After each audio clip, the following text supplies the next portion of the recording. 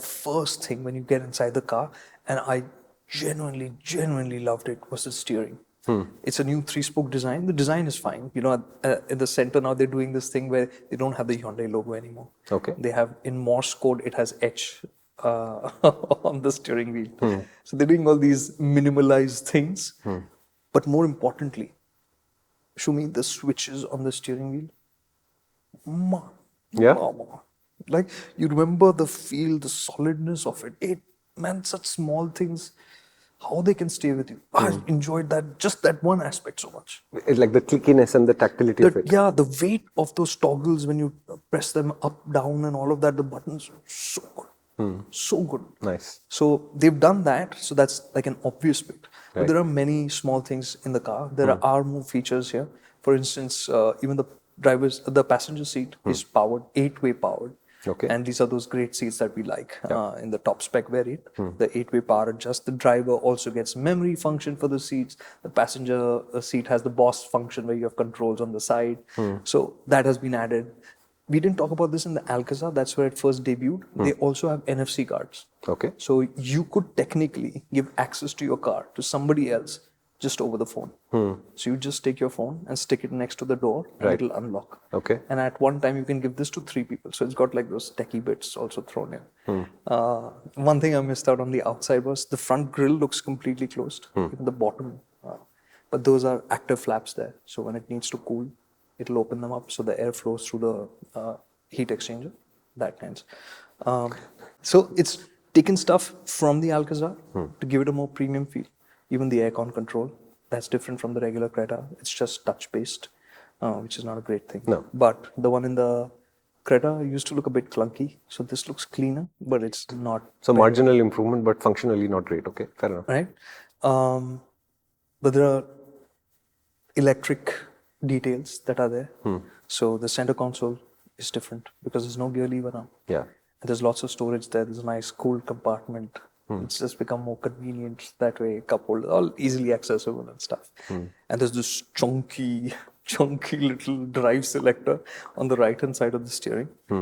It's really chunky, okay? Like, it's like that fat, okay? And you have to twist it up to go to drive and twist it down to go to reverse.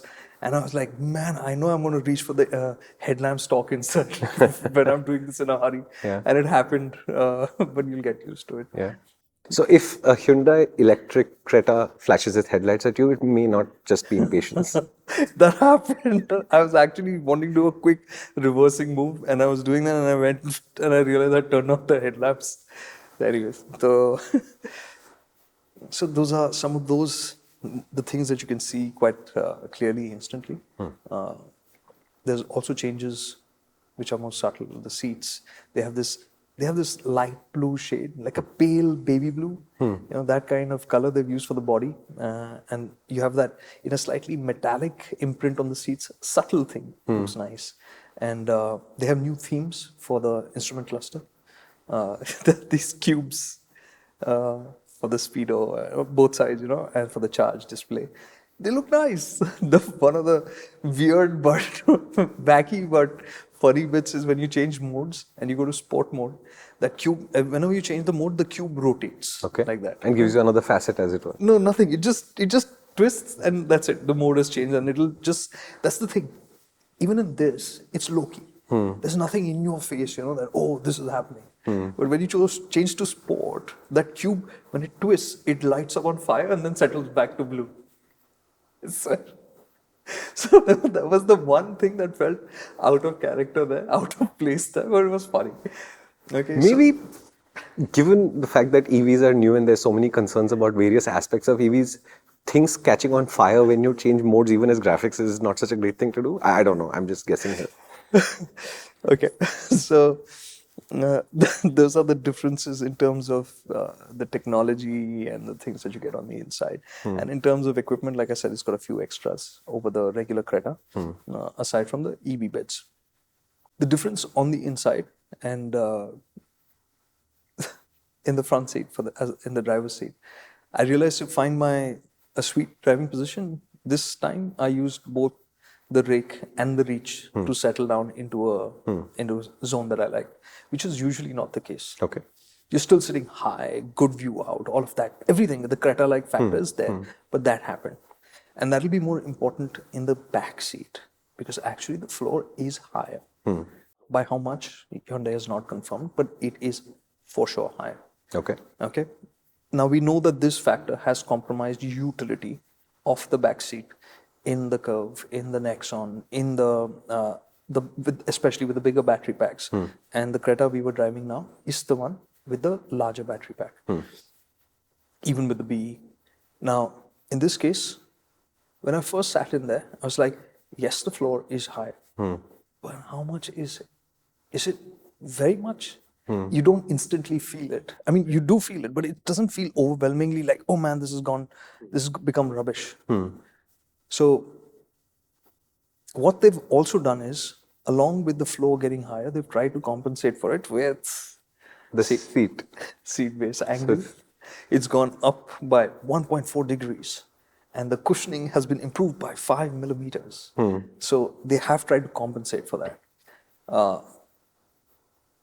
For taller people, the difference will feel more stark. Okay. When I spent time in the back seat over there, when I was being driven around, I realized that I wanted to stretch out, and I could do that. But even the space under the front seat was a little bit less than in a regular Creta. Yeah. So for taller people, it will feel more obvious. In every other regard, the back seat feels just like a regular Creta. So headroom, great. So even if you're a 6-footer, the headroom will not be a problem. So they've not fiddled around with where the seat sits, but they've tried to optimize it.